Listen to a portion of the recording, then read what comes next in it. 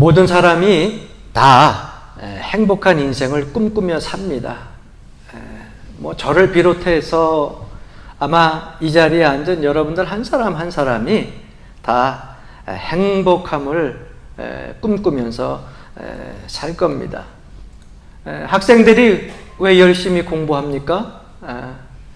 그들이 그 공부를 통해 가지고 좋은 직장을 얻고 또 그 공부를 통해서 좋은 지식을 얻어서 세상에서 필요한 사람이 되게 되면 행복을 찾을 수 있을까? 그래서 열심히 공부하는 것 아니에요? 공부를 끝마치고 좋은 직장에 들어가려고 하는 이유 역시 마찬가지입니다. 좀 행복한 인생을 좀 살기 위해서 좋은 직장을 다니려고 그렇게들 많은 사람들이 애를 씁니다. 그런데 내가 모든 삶 속에 있어서 행복해지고 싶어서 공부도 하고 행복해지고 싶어서 좋은 직장도 다니고 행복해지고 싶어서 가정을 꾸미고 살아가는데도 이상하게도 행복함이 내 삶 속에 밀려오질 않고 내가 잡으려고 하는 만큼 자꾸자꾸 멀리 도망간다고 하는 겁니다. 실제로 삶 속에서 행복하게 살고 싶은데 행복한 삶이 이어지지 않고 있다고 하는 거예요. 오히려 행복하려고 했는데 마음이 불안하고 공허하고 허무하고 괜히 불행한 것 같은 그런 생각이 더 들 때가 있다고 하는 것입니다. 그래서 그 행복을 어떻게 하면 찾을 수 있을까? 많은 사람들이 그것을 어떤 지위, 다시 이야기하면 명예에 놓기도 하고요. 권력에 놓기도 하고요. 또 어떤 사람은 그것을 물질의 소유에 놓기도 합니다. 뭐 남자분들은 물건이 있으면 대부분 주머니가 있어가지고 주머니에 넣는 걸 좋아해요. 뭐 핸드폰이 있어도 그냥 핸드폰도 주머니에 그냥 넣고, 또 지갑이 있어도 그저 안주머니에 넣고. 그래서 그냥 옷 주머니에 넣는 걸 좋아해요. 그런데 여성분들은 보면 주머니에 넣는 것보다 꼭 핸드백에 넣는 걸 좋아해가지고 뭐 소형 핸드백부터 또 뭐 장지가 큰 핸드백까지 여러 종류가 있는데 그 핸드백을 상당히 좋아합니다. 자, 만약 이런 일들이 있었다고 생각을 해봅시다. 여러분들이 사랑하는 남편이 어느 날 여보 선물 사왔어요. 그리고서 막 들어옵니다. 선물을 탁 사왔는데 보니까는 핸드백인데 너무 예쁜 핸드백이야. 그런데 10만 원도 아니고 20만 원도 아니고 자그마치 30만 원짜리 핸드백을 사가지고 온 거예요. 너무 행복한 겁니다. 여러분 행복하시죠? 네. 너무 행복한 거예요. 그런데 그 핸드백을 들고 다니면 그 행복감이 며칠을 갑니까? 한 1년 가요? 아니면 한 10년 가요? 그 부인이 그 30만 원짜리 핸드백을 받는 순간 너무너무 행복해가지고 친구들한테 전화를 해가지고 자랑을 합니다. 야, 내가 오늘 선물을 받았으니까 내가 오늘 쏠게. 점심 때 현리 아무개로 나와. 식당에서 내가 오늘 쏠게. 그래가지고 친구들이 쫙 모였어요. 그래서 점심을 딱 쏠려고 그 식당에 모여가지고 핸드백을 딱 끼고 가서 딱 잘 보이는 책상 위에 딱 놨습니다. 친구들이 하나들 와요. 그런데 친구들도 오는데 핸드백을 하나씩 다 들고 와. 근데 보니까 친구들 핸드백은 명품 가방이야. 하나에 100만 원씩 되는 명품 가방을 하나씩 다 들고 와가지고 30만 원짜리 자기 핸드백 위에다가 착착착 놓는 거야.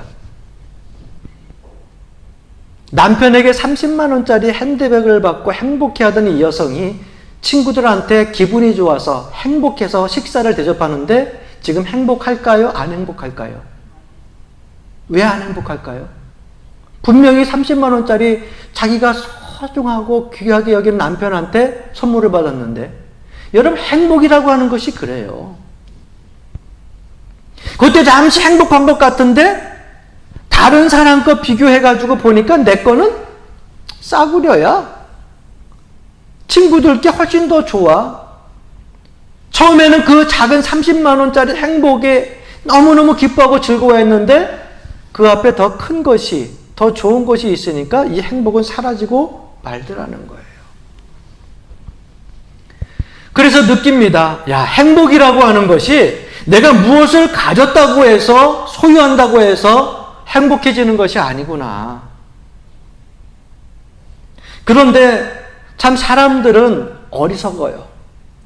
그거를 우리가 금방 인식하고 살면서도 몇 시간 지나면, 며칠 지나면 또 잃어버립니다. 분명히 30만 원짜리 가방 때문에 행복할 것 같은데 100만 원짜리 핸드백을 가져온 친구를 만나니까 나는 행복한 것이 아니라 불행하다는 생각이 드는 거예요. 여러분, 분명한 사실 하나는 있어요.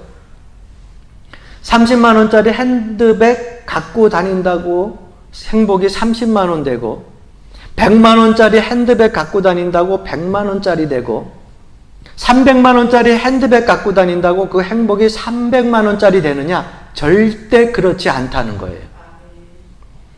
여러분들이 몸에 치장하고 있는 반지라든가 시계가 20만 원짜리고 100만 원짜리고, 그러면 20만 원짜리 행복이 오고 100만 원짜리 행복이 오느냐? 절대 그렇지 않다는 거예요.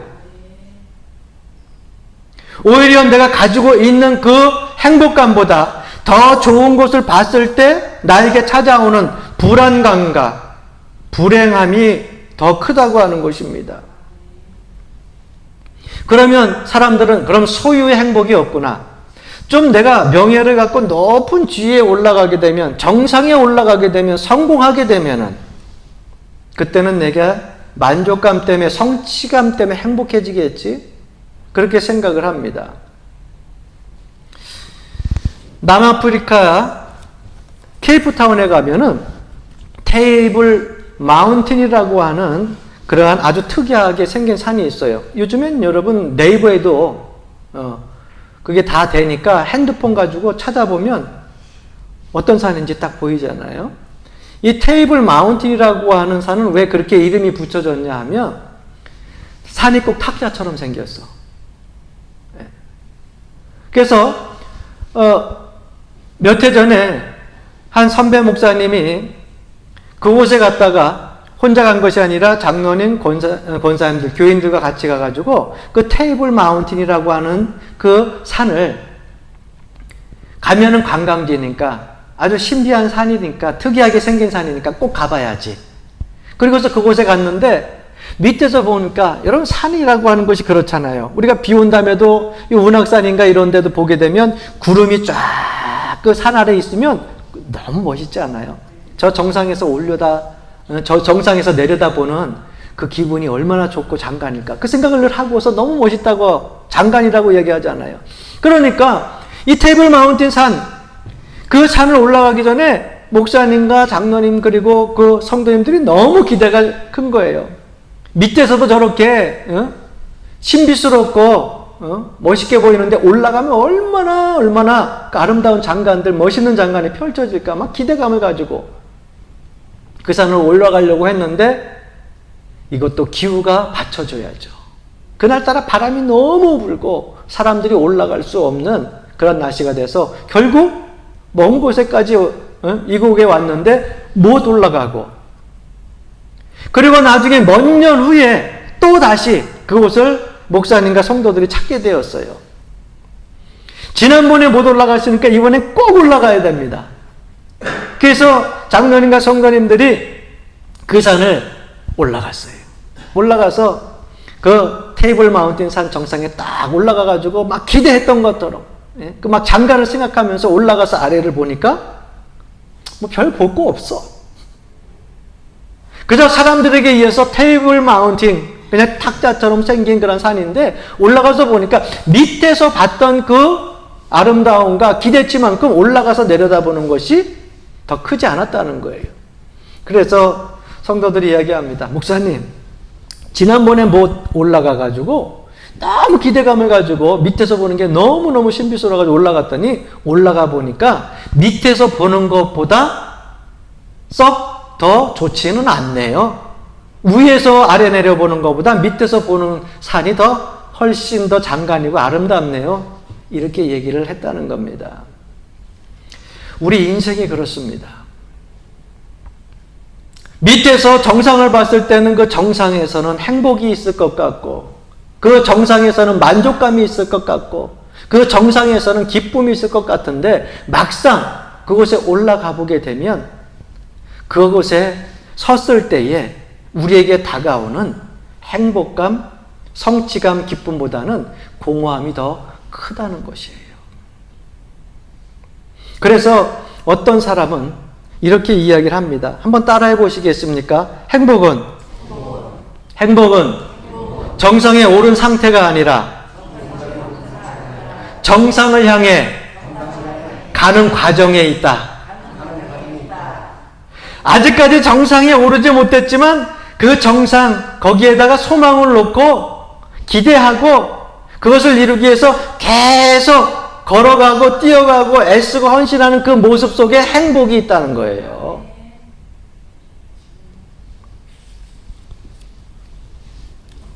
왜 우리가 이렇게 소유를 통해도 해결할 수 없는 불안이 있고 또 정상의 위치에 서 있어도 공허한 마음이 떠나지 않는 걸까요? 오늘 본문 말씀 속에 보게 되면 그 해답이 나와 있어요. 그것은 바로 우리들은 하나님께서 지으신 영적인 존재로 창조되었기 때문에 그렇습니다.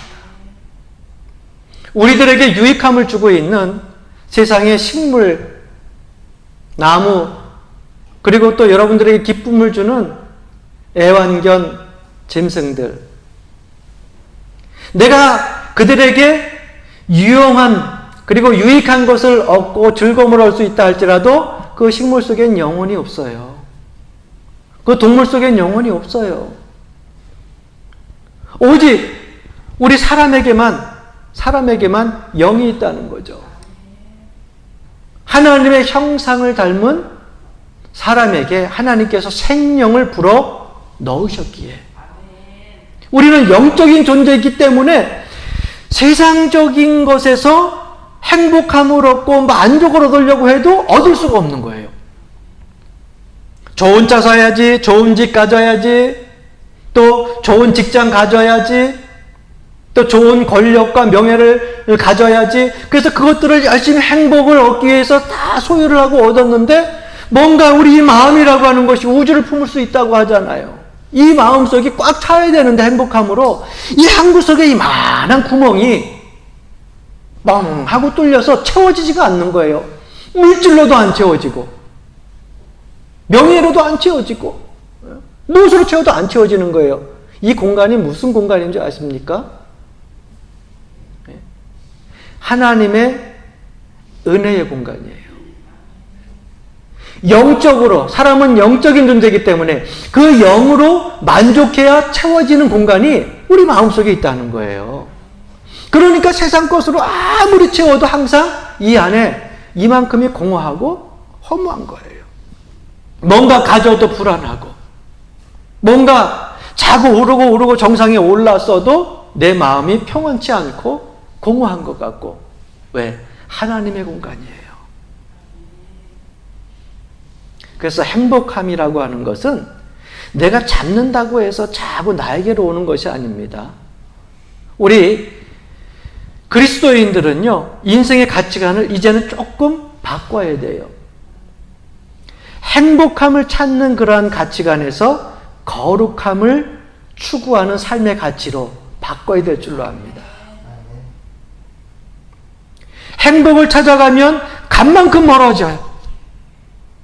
이상하더라고요. 그래서 우리의 삶의 가치관을 정말 행복하게 만들려면 어떻게 해야 되느냐? 행복함을 찾는 가치에서 거룩함을 찾는 그러한 삶의 가치로 인생 이 방향을 전환해야 된다고 하는 거예요. 그래서 가정을 꾸미더라도 행복한 가정을 꾸미기 위해서 결혼하는 것이 아니라 거룩한 가정으로 구별되어 하나님께 쓰임받기 위해서 그러한 가정을 꾸미는 거예요. 그러니까 결혼의 관도 바뀌는 거예요. 직장을 다닐 때도 행복해서 직장을 다니려고 하는 것이 아니라 거룩한 백성으로서 그 직장을 거룩하게 만들기 위하여서 그 직장을 다니는 거예요. 이게 뭐예요? 똑같은 직장을 다니고 똑같은 결혼관을 가졌는데 완전히 하늘과 땅 차이죠.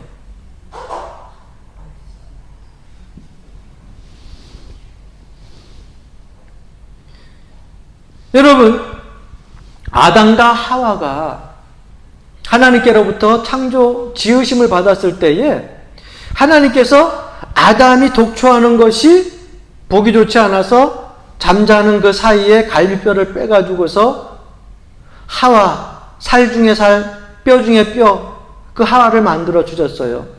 너무 행복했어요. 너무 행복했어요.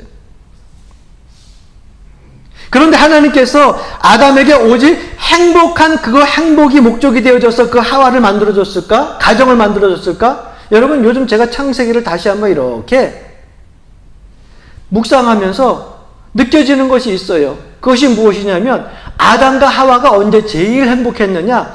하나님께서 그 거라고 해.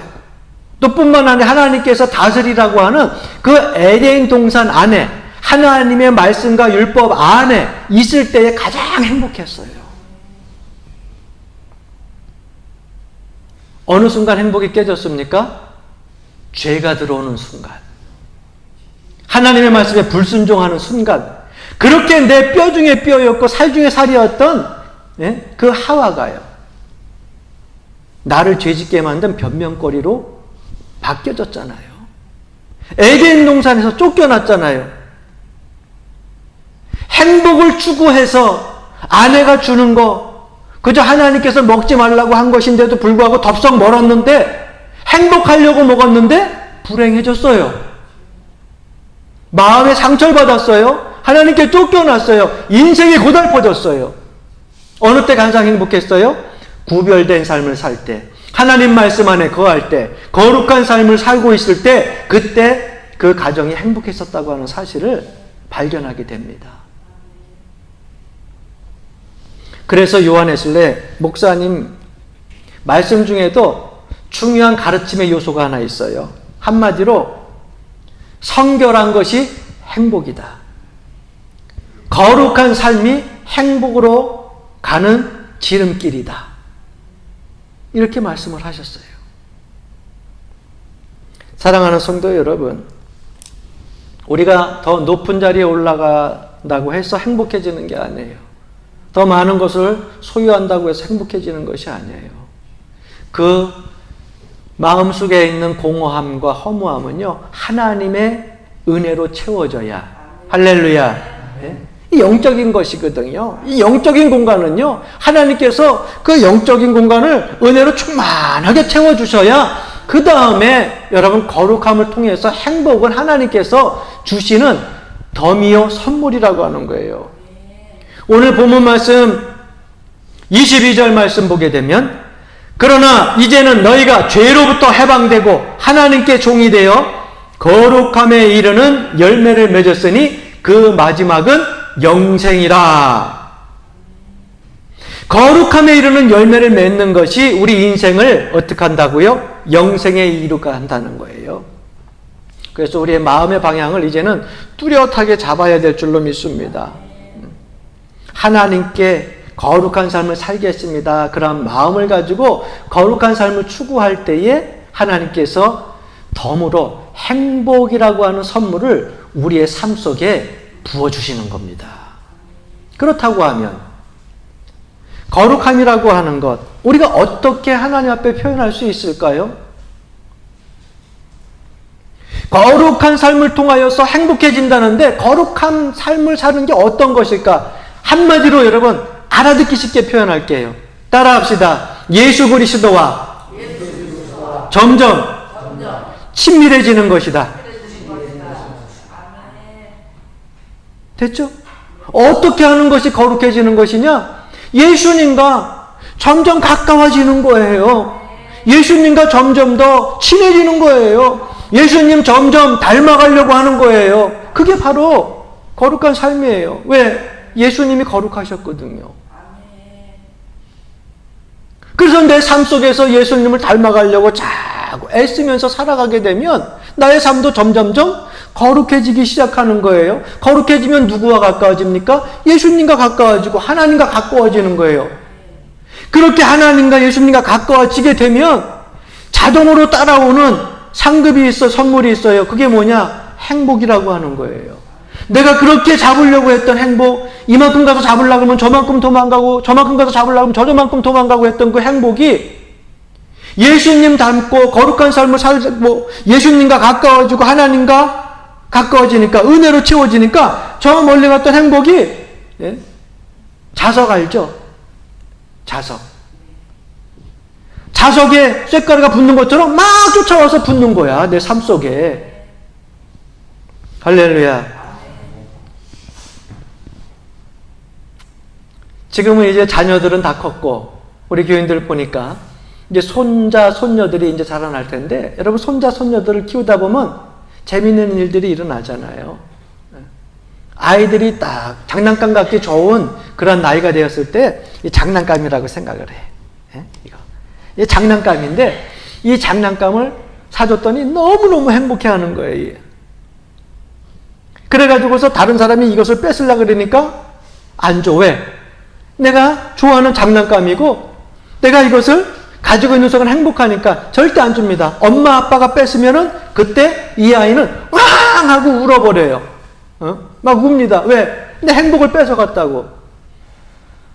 그런데 어느 날 할머니 할아버지가 우리 손주 많이 컸다고 장난감 가질 나이가 됐구나. 그래가지고서 오랜만에 만났다고 글쎄, 예? 이거를 사줬어. 그래서 이거를 딱 사주니까, 이 시커먼 거 아무 볼 때도 없고, 이게 보니까 장난감이 너무도 좋아. 색깔도 금색깔이야. 예? 더군다나 소리도 나. 이거는 뭐 누르는 것밖에 없는데 너무 좋은 거예요. 그 순간 뺏으면 으앙으앙 울고 행복해 했던 이것을 어떻게 해요? 자기 손에서 내려놓습니다. 그 다음부터 뭘 갖고 다녀요? 이거 갖고 다녀. 왜? 이게 행복이야. 이 장난감이 너무 좋은 거야. 이 아이는 이것을 갖는 순간 이것에서부터 자유를 얻게 됩니다. 처음에 가졌었던 이 장난감이 이 아이를 속박하고 있었어요. 누가 이것을 빼앗아 가면 울음을 터뜨립니다. 괴로워합니다. 아파합니다. 그런데 더 좋은 것이 생기니까 이 속박감에서 내려놓고 더 좋은 곳에 행복해하고, 이거는 신경도 안 쓰고 내버려. 여러분, 제가 뭘 말씀드리려고 하는지 아세요? 세상에서 우리가 살면서 이런 게 너무 많아. 요게 나한테 행복을 가져다 주는 거예요. 탐욕이 될 수 있어요. 욕심이 될 수 있어요. 물질이 될 수도 있어요. 명예가 될 수도 있어요. 이것 없으면 괴로워. 이것 없으면 슬퍼. 이것 빼앗기면 억울해하고 엉엉 울어. 이것에서부터 자유롭지 않으면 그 사람은 평생 행복을 찾을 수가 없어요. 그런데 하나님의 은혜를 알게 되니까 이 하나님의 은혜가 세상 것 이것보다 훨씬 더 크더라. 더 소중하더라. 더 값어치 있더라. 할렐루야. 여러분, 그래서 시편의 기자가 34편 8절 말씀에 보게 되면 쫓아갑시다. 따라합시다. 너희는 여호와의 선하심을 맛보아 알지어다. 여기 시편의 기자 고백, 여러분 말씀을 어떻게 묵상했어요? 너희는 하나님의 선하심을, 거룩하심을, 진실하심을 어떻게 하라고요? 맛보아 가지고 알지어다. 하나님의 선하심을, 거룩하심을, 진실하심을 맛보지 못하면, 그 은혜를 맛보지 못하면 몰라. 이게 중요한 거예요, 세상 것이. 이게 중요한 거야. 그런데 하나님의 은혜를 알고 하나님의 선하심, 거룩하심, 영적인 거, 은혜를 알게 되고 영적인 축복을 알게 되고 그 예수 그리스도의 은혜와 사랑을 알게 되니까 그때는 세상 것이 뭐예요? 아무 값어치 없는 정말 자그마한 것이고 그 영적인 선물, 그 영적인 가치가 소중한 것이라고 하는 것을 알게 되었다고 하는 거예요. 그 순간 뭐예요? 우리는 세상 것을 하나하나 정리할 수 있게 된다는 거죠. 저는 여러분들이 하나님의 은혜를 맛보아 알기를 주의 이름으로 간절히 축원합니다. 한 번 맛보고 끝나는 것이 아니라 맛있으면 자꾸 먹어야 돼. 자꾸 먹어야 돼. 예? 하나님의 은혜는 예? 자꾸 먹을수록 매 순간순간 예? 음식은요 오늘 맛있던 거 내일 또 먹으면 조금씩 질리는데 하나님의 은혜는요 오늘 먹었는데 맛있어 내일 먹으면 더 맛있고 그 다음날 먹으면 더 맛있고 그래. 이걸 우리가 알아야 돼요. 은혜를. 그래서 예수님과 점점 더 친해지기 위한 것에 방향을 두고 살아갈 수 있기를 바랍니다. 아침에 일어나게 되면 어떻게 하면 예수님과 더 친해질 수 있을까? 오늘 하루 어떻게 하면 예수님과 더 가까워질 수 있을까? 내가 어떻게 하면 예수님께 더 가까이 갈 수 있을까? 여러분 이런 설레는 마음을 가지고 하루를 시작하자는 거예요. 예? 이것이 우리 인생의 방향이고 기준이 되자는 겁니다. 피에타 조각상과 관련된 유명한 일화가 있어요. 어느 날 미켈란젤로가 대리석 가게 앞을 지나가는데 큰 대리석을 봤습니다. 그런데 이 대리석이 10년 동안 그 자리에 있었어. 다른 사람들은 뭐 커다란 대리석이 있으니까 지나가도 별 관심 없이 봤는데 미켈란젤로가 그것을 지나가다가 그 대리석을 보고 그 대리석을 나에게 좀 달라고. 그 주인이 오랫동안 10년 동안 다른 사람들 쳐다보지도 않고 그러니까 소정의 금액을 받고 그럼 가져가시라고. 그 미켈란젤로가 그것을 가지고 가서 1년 동안 조각을 합니다. 그리고 1년 뒤에 그것을 자기에게 준 그 가게 사람을 불러가지고 주인에게 보여줍니다. 깜짝 놀랍니다. 이게 내가 당신에게 줬던 대리석입니까? 미켈란젤로가 조각을 하는데 조각을 하다 보니까 뭐예요? 불필요한 부분들은 어때요? 잘라내야 조각이 되잖아요. 네모난 돌도 어떤 형체를 만들려면은 모서리 된 거, 그 다음에 또 옆에 파이는 거 다 잘라서 버려야 나중에 조각의 상이 딱 나와서 작품성이 있는 것 아니에요. 값어치가 있는 거 아니에요? 여러분 우리 인생에서 신앙생활을 할 때 마찬가지예요. 우리가 예수님과 어떻게 하면 더 친밀해질 수 있을까? 예수님과 어떻게 하면 더 가까워질 수 있을까? 그런데 우리는 세상의 온갖 죄악과 허물과 때로 잔뜩 묻어져 있어요. 어떻게 해야 돼요? 조각상을 다 정을 때려가지고 하나하나 정리하고 내어버리듯이 우리의 삶 속에서 우리가 가지고 있었던 세상적인 탐욕, 시기, 질투, 미움, 욕심 하나하나 다 잘라서 버려야 돼. 그렇게 하나하나 잘라버리면서 하나님 말씀을 기준으로 삼아 하나님 은혜를 통해 가지고 매 순간순간 예수님과 더 가까워지려면 어떻게 해야 돼요? 거룩한 삶을 살아야죠. 성결한 삶을 살아야죠. 구별된 삶을 살아야죠. 말씀에 순종하며 살아야죠. 그렇게 살면서 하나님 은혜 가운데 거하다 보면 세상에 있었던 붙었던 온갖 죄악의 허물과 더러운 것들이 하나하나 어떻게 떨어지는 거예요. 내가 좋아하던 음식도 행복해서 먹었는데 이것이 예수님을 닮아가는 데 있어서 문제가 된다? 어떻게 해야 돼요? 버려야죠. 띄어서 버려야죠.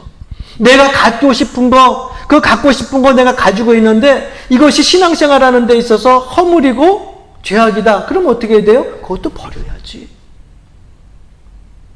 인성에 있어서, 인품에 있어서도 내가 신앙생활하는 데 있어가지고서 이것이 하나님의 영광을 가리는 것이다. 그러면 어떻게 돼요? 그 인품을 예수님 닮는 성품으로 어떻게 해요? 바꾸기 위해서 좀 성품도 바꿔가야 돼요. 화도 내지 않고 좀 참기도 하고 온유한 마음으로 자꾸 바꿔가야 돼요. 그러면서 내 것을 하나하나 정리해서 버리다 보면 어느 순간에 하나님 은혜 가운데에 예수님을 닮은 형상의 모습이, 삶의 모습이 내 삶 속에서 서서히 드러나기 시작한다는 거죠.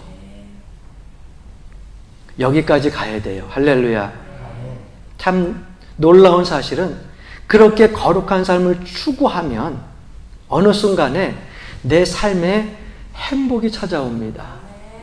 작은 것을 통해서도 기뻐하게 되고 만족함을 얻게 되고 감사하게 되고, 내가 행복하면 다른 사람을 행복하게 할 수가 있어요.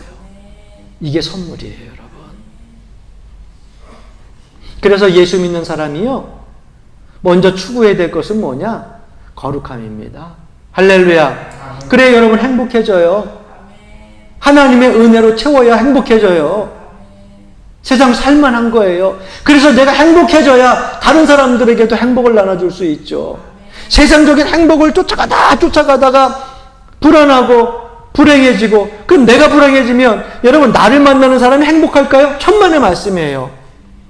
불행을 소유하고 있는 사람은 불행을 소유하고 있기 때문에 다른 사람들에게도 불행밖에 줄 수가 없어요. 그러나 거룩한 삶을 통하여서 하나님께서 주신 그러한 행복, 그 행복함을 가지고 있는 사람은 그 많이 가지고 있는 그 행복감을 다른 사람들에게도 나눠줄 수 있는 거예요. 그래서 우리의 인생의 방향을 오늘 이 시간 여러분 확실히 갖고 가시기를 바랍니다. 행복함에서 거룩함으로 인생의 방향을 바꿔갈 수 있기를 바랍니다. 예수님 닮기 위하여서 내게 있어서 세상적인 불필요한 모든 요소들을 하나하나 줄여가 보시기 바랍니다. 한꺼번에 안 됩니다. 하나씩 정리하세요. 조각상이 뭐 한꺼번에 착 나옵니까? 아니죠. 하나하나. 오늘은 내가 욕심을 좀 버려야겠다. 내가 오늘은 좀 온유한 마음을 가져야겠다. 그러면서 하나하나 정리를 해나가는 겁니다. 그러다 보면 내 안에 어느 순간 예수님 닮은 모습이 나오게 된다는 거예요. 나도 모르는 사이에 예수님 닮은 사람으로 변화가 되어 있게 된다고 하는 것입니다. 할렐루야. 아멘. 저는 여러분들이 거룩한 삶을 통하여 이 땅에 살 때에 여러분들이 행복을 쫓아다니는 것이 아니라 행복이 여러분들을 계속 쫓아와서 예수 믿는 사람, 거룩한 삶을 통해 계속 행복한 삶을 살기를 주님의 이름으로 간절히 축원합니다. 그래서 뿐만 아니라 주님 앞에 섰을 때에 거룩한 삶을 통하여서 행복했는데 그 행복한 삶을 잘 살고도 주님 앞에 섰을 때 상급받고 칭찬받기를 주 이름으로 간절히 축원합니다. 하나님의 은혜와 사랑이 또 거룩한 은혜의 행복함이 여러분들 삶의 가정에 가득 차고 넘치기를 간절히 축원합니다.